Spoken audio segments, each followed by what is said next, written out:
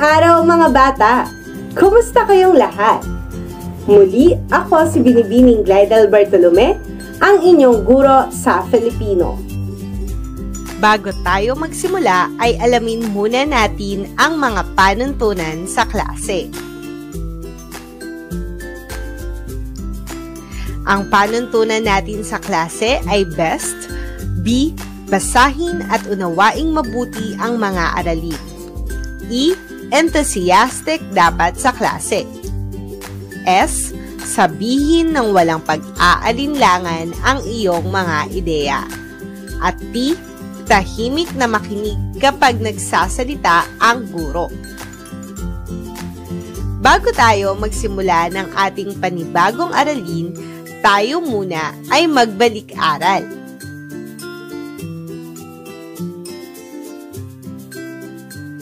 Noong unang linggo ng ating pag-aaral ay nabanggit ko na mayroon tayong 8 bahagi ng pananalita na meron ding katumbas sa English. Noong nakaraang linggo din ay ating napag-aralan ang pangalan. Ngayon, alamin muna ulit natin ano nga ba ang kahulugan ng pangalan. Ang kahulugan ng pangalan, ito ay salita o lipon ng mga salita na tumutukoy sa pangalan ng tao, pook, hayop, bagay o pangyayari. Ngayong araw naman ay pag-aaralan natin ang isa pang bahagi ng pananalita. At ito nga rin ay kaugnay sa napag-aralan natin na pangalan.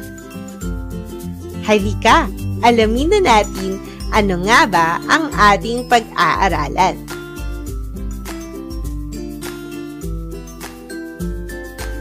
Ang pag-aaralan natin ngayong umaga ay panghalip panao, pananong at panaklaw. Ngayon ay atin ng pag-uusapan ang pangalawang bahagi ng pananalita at ito nga ay ang panghalip. Ngunit bago yan ay alamin muna natin ang layunin natin ngayong araw.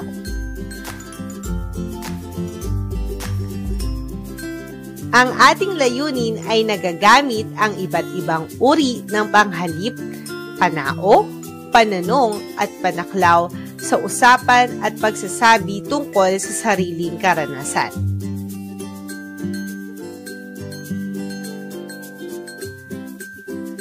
Ngayon, mayroon muna akong babasahing teksto. At pakinggan ninyong mabuti at mamaya ay tatanungin ko kayo kung ano ba ang inyong napansin. Si Lucas ay maagang gumigising sa umaga. Si Lucas ay masiglang naghahanda para sa kanyang online class sa Filipino. Si Lucas ay nakikinig ng mabuti sa kanyang guro. Si Lucas din ay sinasagutan kaagad ang module kapag nauunawaan na niya ang aralin. Si Lucas ay masipag na bata. Ngayon, ano ang napansin niyo sa teksto? Napansin niyo ba ang pinag-uusapan sa teksto? Tama, mga bata! Ang pinag-uusapan sa teksto ay si Lucas. Napansin niyo rin ba na paulit-ulit na binanggit si Lucas? At si Lucas nga ay isang pangalan. Si Lucas o Lucas ay pangalan ng tao. Ngayon, mayroon ulit akong babasahin na isa pang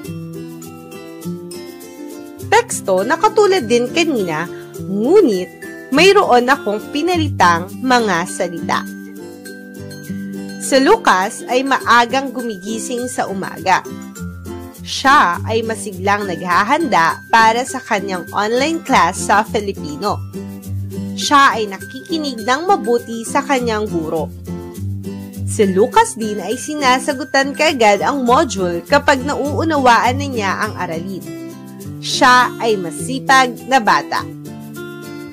Ngayon, pinalitan ko ang ilang pangalan na Lucas ng siya.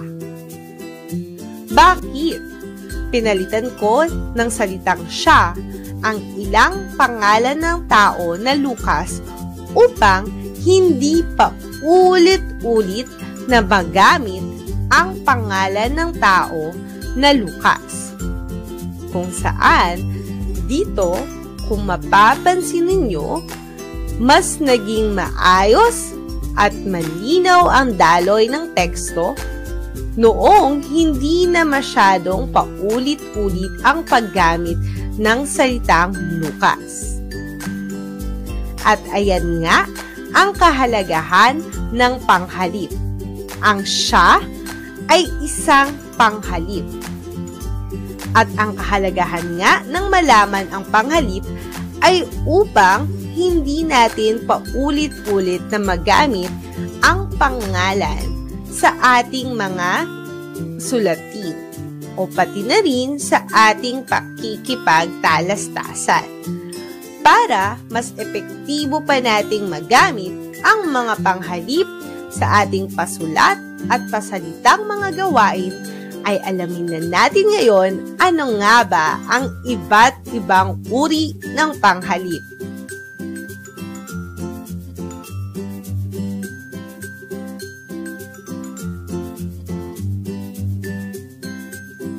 Ang unang uri ng panghalip ay panghalip panao. Ano nga ba ang panghalip panao? Ang mga panghalip panao ay mga salitang ipinapalit o inihahalili sa ngalan ng tao. Mula sa salitang panao, ang pinapalitan o inihahalili ng panao ay pangalan ng tao. Alam natin na pag sinabi nating pangalan, ito ay tumutukoy din sa bagay, sa hayop, sa lugar. Ngunit, ang panghalip panao ay espesyal na ginagamit para lamang sa pangalan ng tao. At alamin natin ano-ano nga ba ang mga halimbawa ng panghalip panao.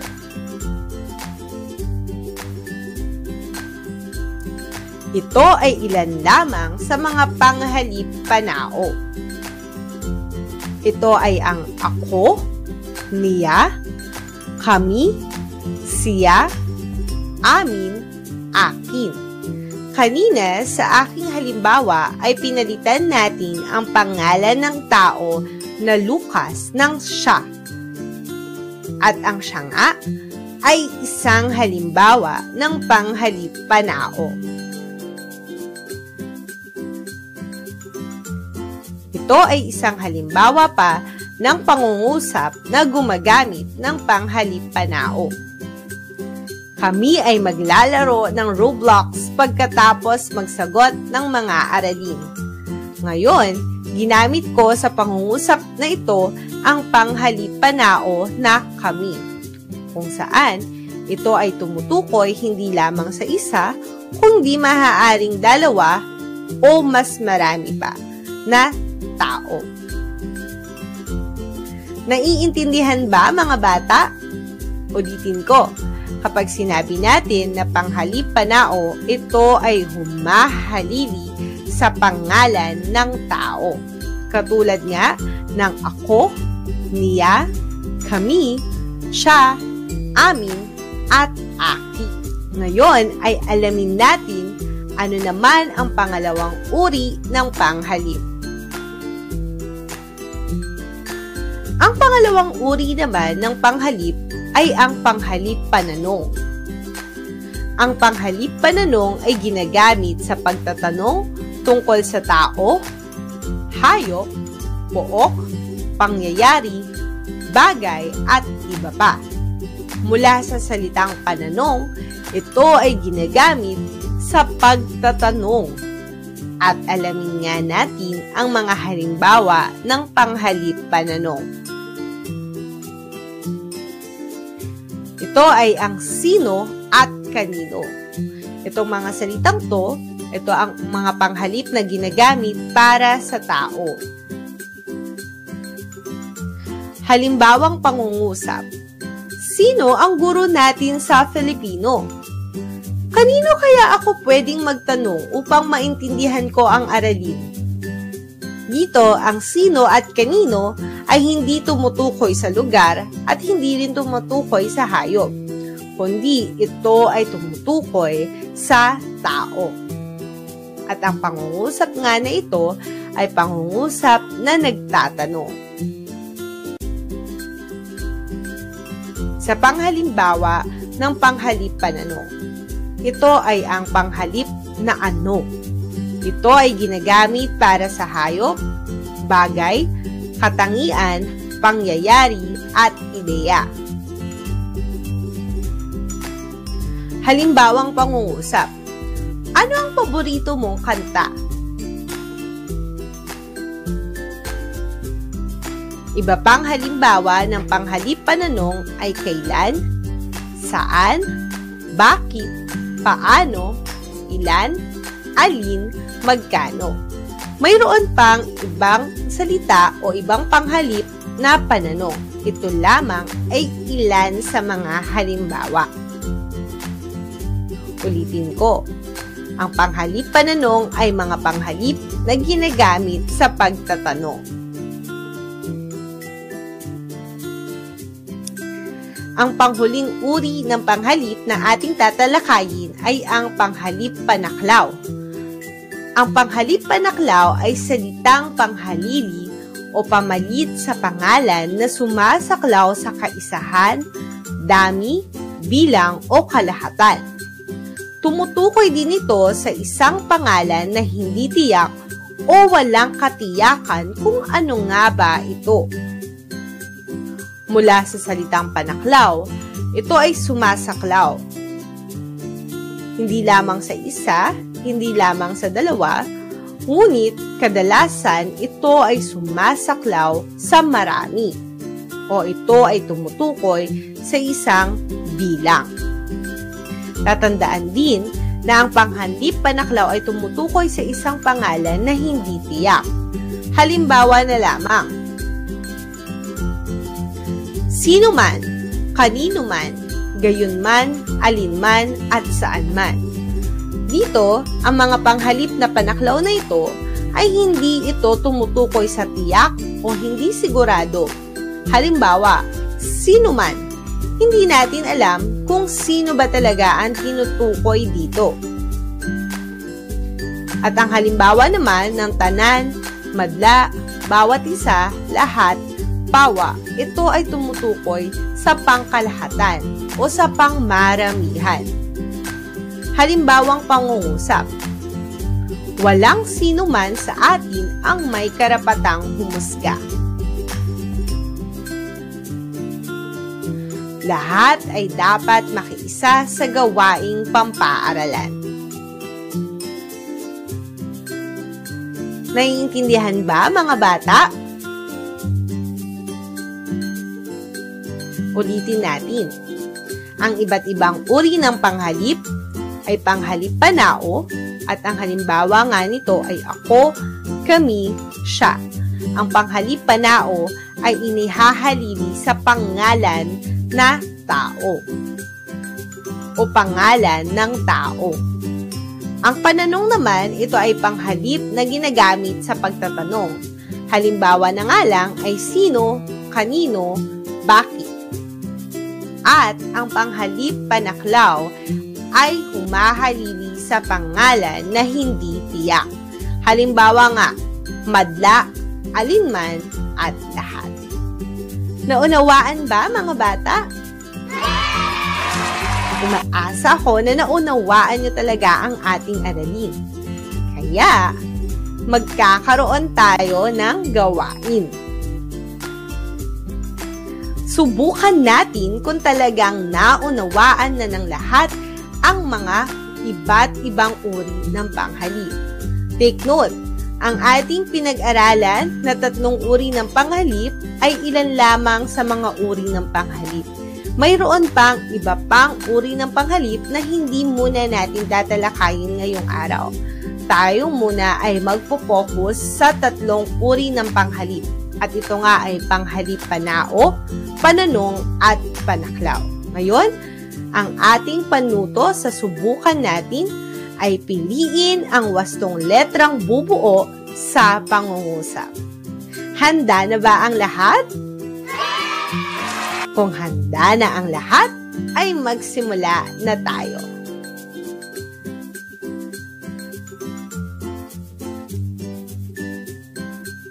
Unang tanong, blank ay sasali sa paligsahan. Ano ang wastong panghalip na bubuo sa pangungusap? A. Kailanman. B. Ano? C. Siya. O D. Madla.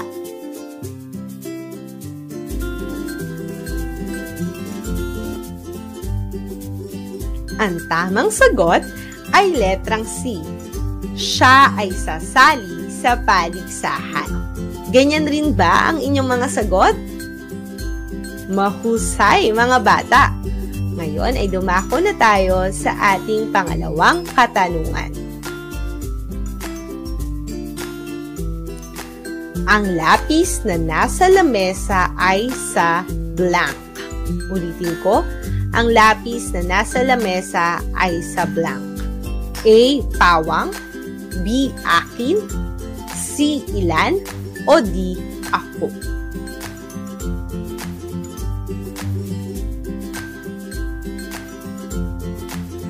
Tama, mga bata. Ang tamang sagot ay akin. Ang lapis na nasa lamesa ay sa akin. Kaya ang tamang letra ay letrang B. Pangatlo, blank ay magpapabakuna mamaya. Ano ang wastong panghalip na bubuo sa pangungusap? A. Magkano? B. Gaano? C. Kailanman? O D. Kami?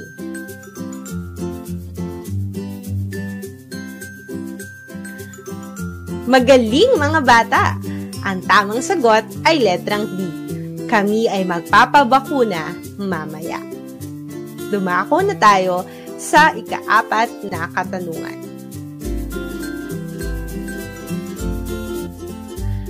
Blank sa mga laruang ito ang pinaka-gusto mo. A. Saan? B. Alin? C. Kanino? O D. Bakit? Ano ang wastong panghalip na bubuo sa pangungusap?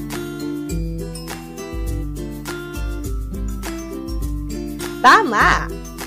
Alin sa mga laruang ito ang pinaka-gusto mo? Ang tamang sagot ay letrang B.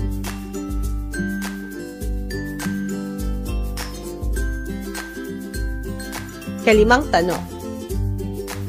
Blank ay nagsusumikap ipagpatuloy ang pag-aaral sa kabila ng pandemya. A. Madla. B. Magkano. C. Niya. O D. Lahat.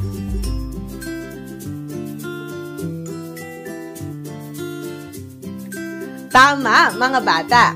Ang tamang sagot ay D. Lahat. Lahat ay nagsusumikap ipagpatuloy ang pag-aaral sa kabila ng pandemya.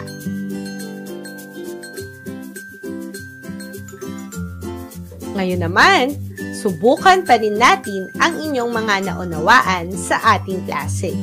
Ang panuto naman natin ngayon ay tukuyin kung ang panghalip na ginamit sa pangungusap ay panao, pananong, o panaklaw. Handa na ba ang lahat?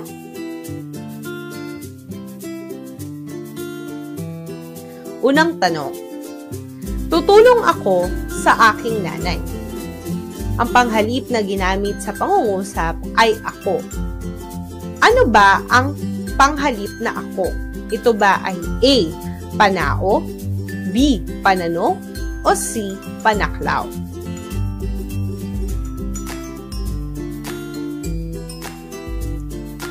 Mahusay, mga bata! Ang wastong letra ay A, panao.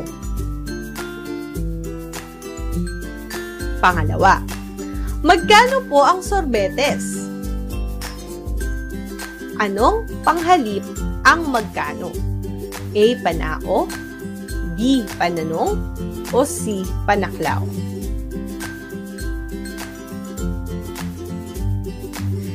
Ang wastong letra ay letrang B. Ang magkano ay panghalip pananong. Huling tanong para sa gawain ito. Tinulungan niya ako sa aking performance task. Ulitin ko, tinulungan niya ako sa aking performance task. Ang niya ay A, panao, B, pananong, o C, panaklaw.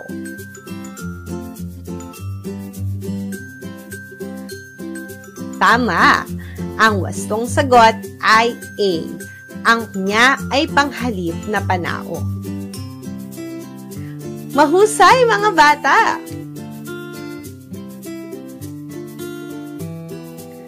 Ngayon ay magsulat tayo. Ito na ang ating huling gawain sa ating klase. Ang panuto natin ay magsulat ng tagi-isang pangungusap na mayroong panghalip panao, pananong at panaklaw. Kaya sa gawain ito ay makapagsusulat tayo ng 3 pangungusap. Isa ay pangungusap na gumagamit ng panghalip panao, pangalawa ay gumagamit ng panghalip na pananong, at ang pangatlong pangungusap ay gumagamit ng panghalip panaklaw. Tapos na ba mga bata? Babasahin ko mamaya sa ating comment section kung ano-ano ang mga pangungusap na nabuo ninyo.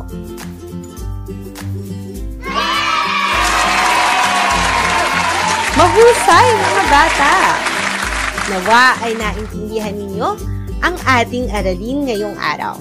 Pero para mas tumatak pa, ay balikan muna natin ang mahalagang kaalaman na ating natutunan ngayon. Ang mahalagang kaalaman natin ay ang panghalip.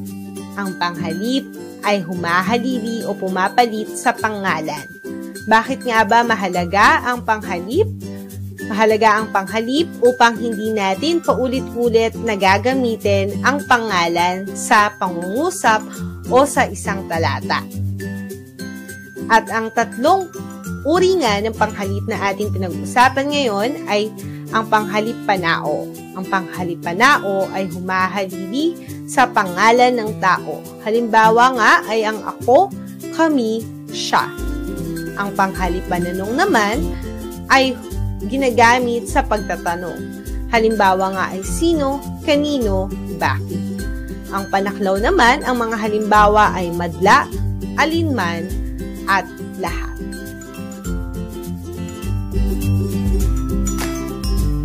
Maraming salamat mga bata sa inyong oras sa panonood ng ating video lesson sa Filipino.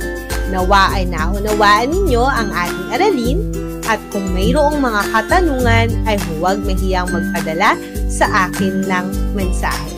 Muli ako si Binibining Glidel Bartolome, ang inyong guro sa Filipino. Paalam mga bata, hanggang sa muli!